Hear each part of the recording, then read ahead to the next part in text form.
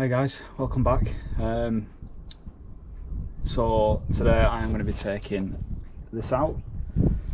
I've not done anything with it, it's literally just jacked up at the minute on some axle stands. Under tray still on it, so all the fluids are still on it, and let's see how long it takes me to get a sportage engine out. It is only an easy one, to be fair, 1.6 petrol. But I'll put it on the time lapse and we'll see how long it'll take.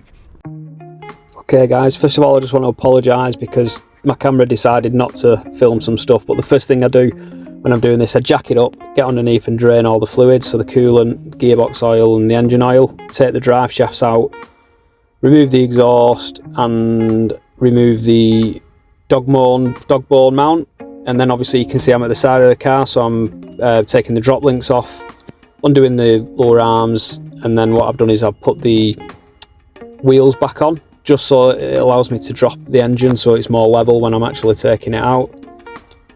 The next thing I do, as you can see, is I'm going to take the front bumper off, so I'll take the full front end off. So first of all the bumper comes off, and then after that headlights come out, and then the front end does come off just as one, so all the radiators is like a full radiator pack, that all comes off. This just allows you a lot more access to the front, so you're not struggling to get any of the electrical components off.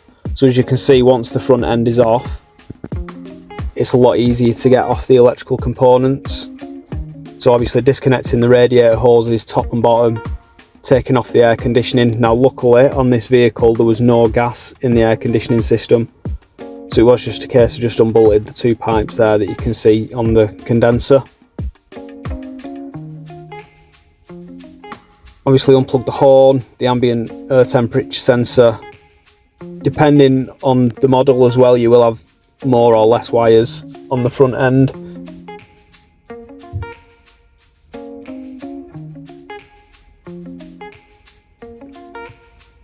And the crash bar, the full crash bar across the front does come off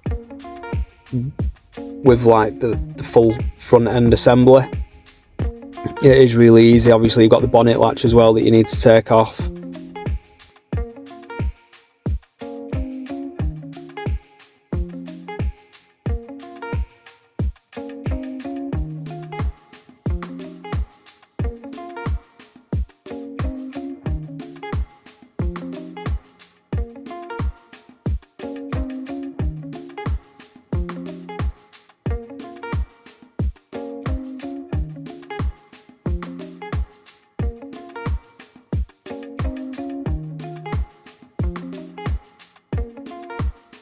So once the front end's off, it just makes life a whole lot easier to get to all the electrical components and other pipes that you have, earth straps.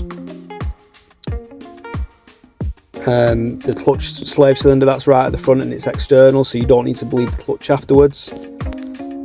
Once this is off then,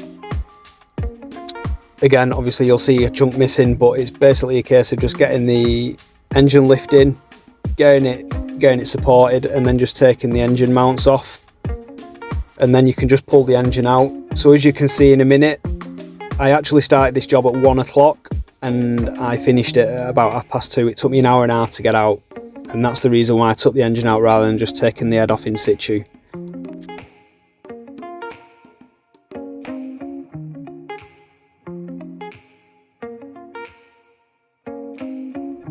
Once the engine mounts are out, guys, it is just a case of securing the engine and taking it out. And obviously next we'll see what the fault is. Thanks for watching guys, please hit the subscribe button, hit the like button, and I'll see you in the next one.